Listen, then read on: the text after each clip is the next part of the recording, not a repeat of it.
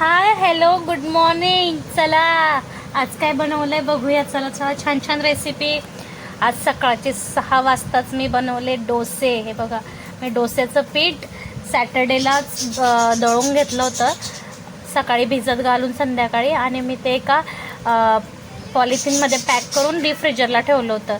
त्यातलं थोडं अगोदर वापरलं सॅटर्डेला आणि आज मी थोडं वापरते. आज वार आहे गुरुवार.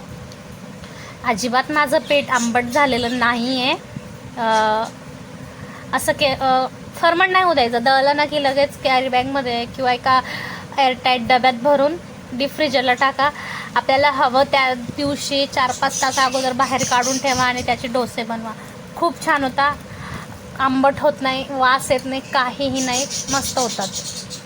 बघा इथे मी थोडं तेल घालून घेते आणि डोसा पलटवून घेते. पहिला डोसा छोटा बनवला, पण घड्याळीचा टाईम बघितला ना, मला जायचं होतं PTMला. PTM म्हणजे निर्गुणच्या शाळेत पेरेंट्स टीचर मीटिंग होती, ओपन डे होता. तर त्यासाठी मी पटापट सकाळी सगळं स्वयंपाक वगैरे करून घेत होते. इथे बघा माझा तवा हा खूप छान आहे. याला एकही थेंब तेल लागत नाही आणि पटकन सुटतात. काही बनवा त्याच्यावर. अंड्याचं ऑमलेट बनवा किंवा थालीपीठ बनवा, नाहीतर मग तुम्हाला आवडेल ते बनवा. जे आपल्याला घावणे बनवा, जे पदार्थ चिकटतात ना ते कुठलेही बनवा, यावर अजिबात चिटकत नाही, खूप छान सुटतात. हे बघा, मी तुम्हाला दाखवते पण एक कसे सुटत आहेत बघा. है ना, तेलाची गरज नसते, पण एक छान गोल्डन ब्राऊन कलर आला पाहिजे म्हणून मी थोडं एकदम नॉर्मल 1-2 थेंब तेल घालते, खूप जास्त नाही. इथे निर्गुणच्या पप्पासाठी मी भाजी बनवते साईडला. इथं हे डोस्याचं पीठ बघा या साईडला.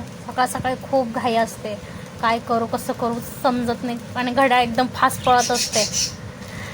घड्याळीच्या टायमाला पाहून मी डोसे पण एकदम मोठे भाकरीसारखेच बनवले, पटापट. तर या सगळ्यांनी डोसे खायला. अशा छान छान व्हिडिओ तुम्हाला आवडत असेल तर बघण्यासाठी चॅनलला लाईक करा, शेअर करा आणि सबस्क्राईब करा. बघा कसले मोठे छान असे मऊसूद डोसे, संध्याकाळपर्यंत असेच मऊ राहतात. छान डोसे बनवले. चला बाय.